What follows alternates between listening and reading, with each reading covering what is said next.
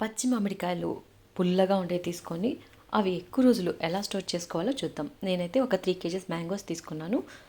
ఇవి ఎల్లోయిష్‌గా ఉన్నాయి. ఇవి ఇట్లాగ ఉంటేనే చాలా బాగుంటుంది టేస్ట్. మనం చింతపండు బదులు దీన్ని యూజ్ చేసేసుకోవచ్చు. ముందుగా చొక్కంతా తీసేసి ఇలా గుజ్జుని సపరేట్ చేసుకొని ఈ ముట్టెలన్నీ పడేసేయాలి. ఇంకా ఇలా తయారు చేసుకున్న గుజ్జులో నేను ఒక డబ్బా కల్లుప్పు యాడ్ చేశాను. ఒక స్పూన్ పసుపు యాడ్ చేశాం.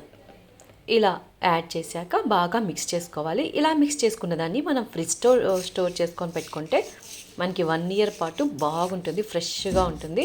మనం ఏ ప్రిజర్వేటివ్స్ యాడ్ చేయట్లేదు కాబట్టి దీన్ని సేఫ్గా యూజ్ చేసుకోవచ్చు. ఇది సాంబార్లోకైనా, రసంకైనా, పప్పుకైనా, దేనికైనా సూపర్ ఉంది. నేనైతే అన్నీ ట్రై చేశాను, అన్నిట్లోకి చాలా బాగుంది.